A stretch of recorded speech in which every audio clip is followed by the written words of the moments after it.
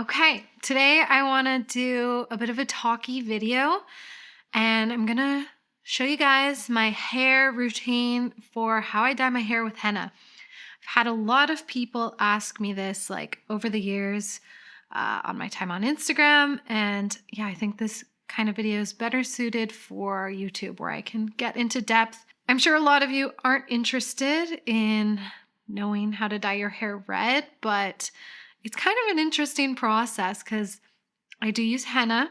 It's a plant powder, so it's different than dyeing your hair with box dye or trying to do stuff at home with, traditional hair dyes. It's a really cool process, and I've really perfected my routine, and I've been doing it for 10 years now, so I thought it'd be fun to just share the process.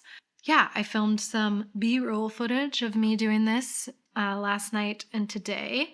And yeah, this is freshly hennaed hair. When I go outside, it is so vibrant in the sun. I love when my hair is so fresh like this. Anyway, I'm also coming off of my warm spring makeup tutorial where I'm examining all the color seasons, trying all of them with makeup. So I'm really liking this one. I feel like really drawn to it today, especially with the fresh hennaed hair. I actually was really interested in having red hair back when I was in grade 8. I was reading this book series, A Great and Terrible Beauty, if anyone's ever read it. Highly recommend. Witchy, occult vibes based in like the 1890s at a girls' boarding school. So fun. Anyway, the main character has red hair and I was like, oh, I want to be her. I want to be Gemma Doyle. So back in grade 8, I did dye my hair a little bit with box dyes. And, box dyes come with their own sort of stuff you have to navigate. And my main problem with it was my scalp would burn. It would fucking burn. It was like it was on fire whenever I did that. And also like the way the pigment would deposit, like the roots would be so dark and then it would just start to really fade, and it didn't work out. It wasn't great for me. So I went back to my natural hair color throughout high school, which is blonde. As a kid, I was a very vibrant blonde, like platinum, and it darkened as it does for most people to like a medium blonde. And then when I was about 20, I started my henna hair journey. I was ready to go back to the red hair. Wasn't prepared to do the box dye method anymore, and wasn't prepared to spend a shit ton of money at a salon. So yeah, I'm like a DIY gal when it comes to my hair. I cut my own hair and style my own hair. I've just had too many experiences where I just left the chair almost in tears. But anyway, yeah, it's a DIY method for sure. So a few things to know about henna.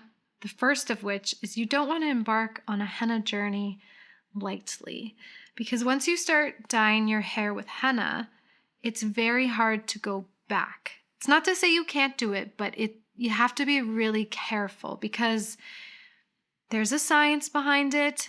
Don't quote me, but my main understanding is henna coats your hair strands, your hair follicles. So it's sort of built, and it will build on itself the more you henna. If you like hennaing your ends every time, it deposits more and more and more color. So going back, you can actually really damage your hair when you're using chemicals or bleach. I do know people who have been able to lighten their hair back with like sun-in and stuff, but you have to be very careful. It's a slow process. So the more you henna your hair, the more you're going down into the henna hole, and you're there for as long as you can tolerate it. But in my case, I love it. I think I'll be hennaing my hair till the end of time. When I first hennaed my hair, I was a bit nervous to go into that more vibrant orange that sometimes henna can be known for, or like even those really saturated reds.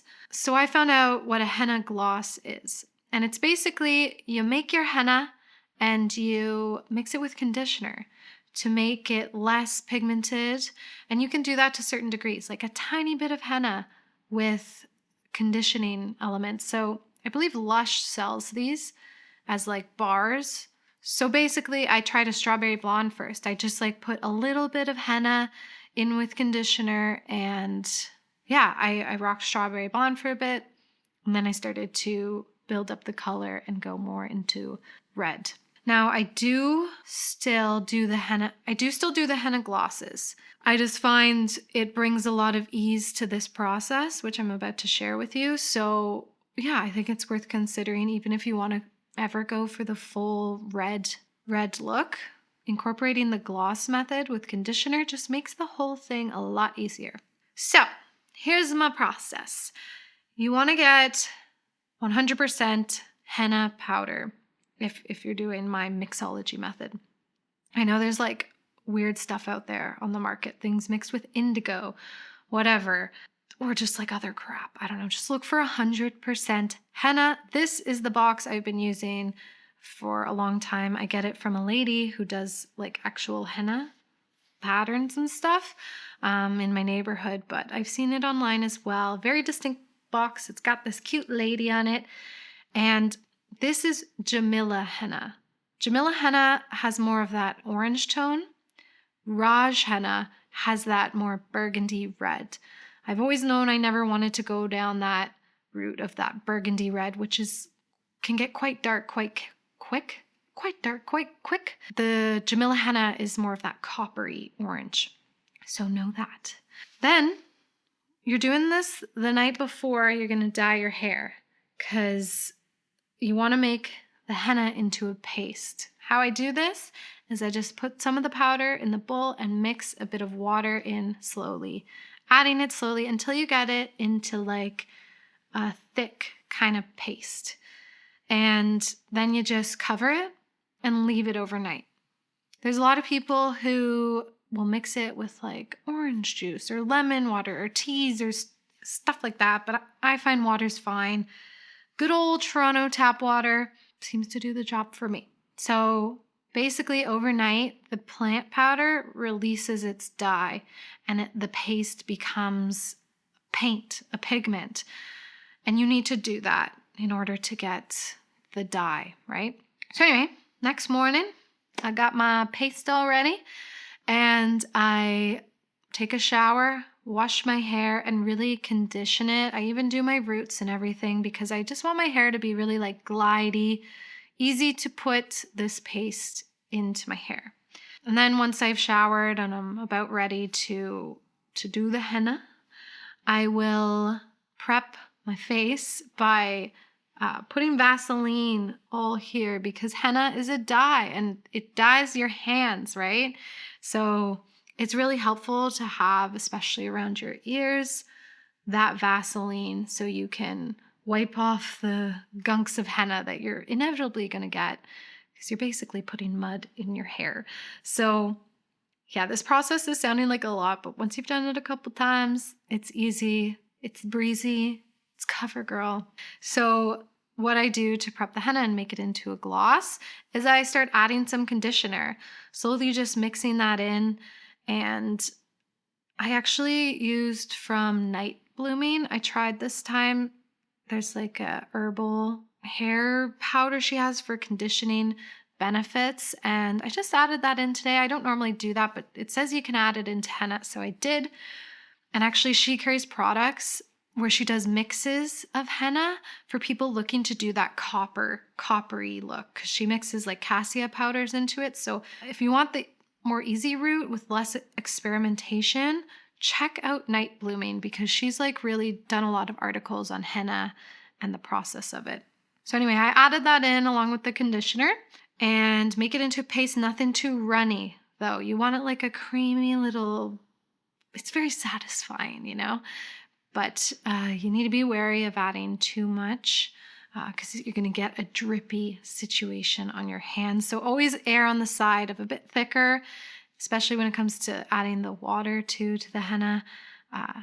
Just try not to make it too liquidy because it's going to be a messy time. It's going to work, but it's going to be messy. So anyway, then I just apply it to my hair because I already have henna on my hair. I mostly focus it on the roots. Go systematically through, I start with the sort of crown front area of my head and then pile that up so I can then focus on the back, as you can see in these videos. You might find you get it all over your ears. Don't worry, that Vaseline's gonna help wipe it off. I do put it like pretty far onto my scalp here. Like my hairline's a little futsy in this zone. Futsy by futsy, I mean it's like not really there. It goes back. So my skin does get dyed a little bit, but that's gonna wash off like next time I shower. So I'm not concerned. I don't get too concerned about the back because I always wear my hair down. It's kind of messy. I do it by feel. I kind of just like, you can feel the coldness of it like hitting your head. It's just sort of a method of doing the front, piling it up, and then going through, massage it a little bit. And yeah, sometimes I will kind of bring it a little bit down onto the rest of the hair shaft, but because it's already got that pigment on it, that's more for like just add in a little bit more zhuzh, and I'm not concerned about really saturating the ends. If it's your first time, you'll obviously want to use more product, but yeah, it's not as messy as you think. You should wear gloves though. As you could see, I kind of messed up in that I was kind of kept pressing the button to film, and then I got henna all over my hand, and it dyed for a bit, dyed my skin, but it's barely there now after I wash out all the henna. So it smells. It smells, a lot of people don't like the smell of henna. It's just very herbal, very like grassy. It's strong. I remember when I lived at home, my brother was like, you're hennaing. And he'd like walk out. But you get used to it. And doing the henna gloss helps because you're getting the scent of the conditioner in it. Sometimes I add a couple essential oil drops like rosemary, just like 2 or 3 of those. That helps. Yeah, so anyway, I leave that for about 40 minutes in my hair. Just chill, put a paper towel after I wrap it all up because occasionally you'll get dripping. I didn't today, but it's always a good precaution. So yeah, 40 minutes, and then I hop in the shower and wash it out. And I use more of that conditioner to just like really help ease it out, because you will find it can dry a little bit, especially around your temples that are hard to cover. So that conditioner just helps work it out. It does dry down, almost like getting mud in your hair. So it's a pretty fun scene in the bathtub. I almost should have like shown you my bathtub, but when you're first washing out, it's like green mud everywhere. It's kind of fun. And then you gotta maybe make sure your bathtub, you wipe it a little bit. But anyway, couple tips to know when you're mixing it. In the bowl, you're going to want to use a plastic bowl, or I think maybe a steel bowl can work, but like porcelain, like I'm pretty sure it'll stain. White towels, it's going to stain. You're going to want dark towels, and it's going to stain like for a few washes on white towels. So I feel like I'm not really selling this idea of henna. It's like a big mess. But to me, what I love about it is that it's just a single plant powder. It's affordable, it's accessible. And what I find it does for people's hair is it doesn't shift the tone too much. It kind of keeps your tone in a way, like the depth of your hair, and just like shifts it into red. People with really dark hair may find it sort of adds this deep auburnness to it rather than a brighter copper, right?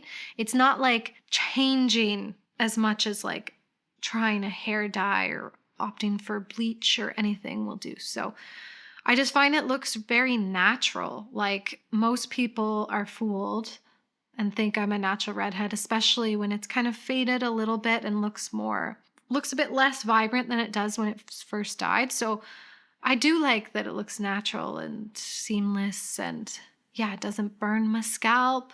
That's definitely a pro. So yeah, that's the process of hennaing the hair, doing a henna gloss. The ratios are really what you want to kind of play with. More conditioner equals a bit less dye.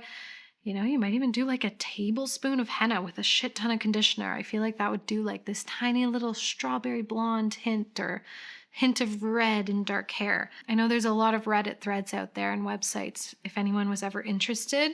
And henna does have conditioning benefits as well, rather than hair dyes, which will really dry out your hair. So a lot of people leave their henna on for 4 hours. Some people leave them on overnight. I think that's really overkill. And I think that's when you're really going to get that deep, deep, deep pigment. I stand by my 40 minutes after everything's all applied. It just seems to really work for me and doesn't like cause too much oversaturation of the pigment. So teach their own. It's a journey. Anyone interested, I definitely think you should strand test and you should start small by using a henna gloss with a high ratio of conditioner.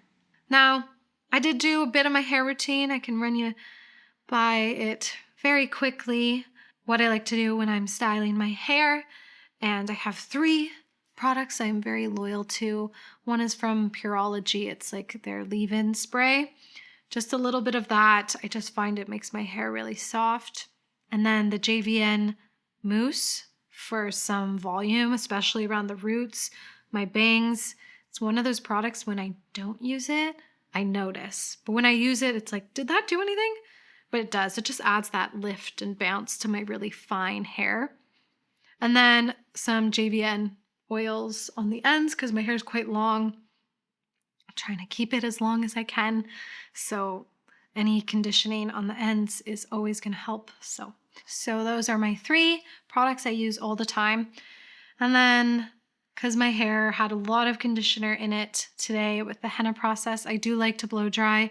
It's going to help lift it up and not make it look too weighed down, which often happens when I use a bit too much conditioner and air dry. Yeah, then I love to style with a wave wand. It's my favorite tool, hot tool. Use a straightener to kind of figure out what I'm doing with these bangs, curl them a little bit. I don't know whether to grow them out or cut them or what. We'll decide soon. And then sometimes I'll use a curling iron just to add a bit of different texture into the hair than just the waves. Kind of adds a bit more of that mermaidness. I got this method from the hair stylist who did Sadie Sink's hair at the premiere for The Whale. Anyway, I'm obsessed with this look and that hair, so I was like reading about it, and he mixes the waves with a little bit of curl. So that's a really nice method to get that beachy wave, but have like the alternating textures. And yeah, a little bit of hairspray, nothing too much because then my hair gets so tangled. Just a little bit. This one's from Inner Sense. It smells really good. It doesn't smell like hairspray, which can be really overpowering. It's kind of herbal. And yeah, that's it. That's my hair process. I think it's a lot. But this was a big day of hair dyeing and hairstyling, and a lot of the time I do like heatless curls at night or braid my hair. And yeah, I mean, I have been happy with henna for 10 years. If you just landed on this video because you were looking up henna, yeah, feel free to leave any comments down below if you were like really interested in the henna process and have any questions.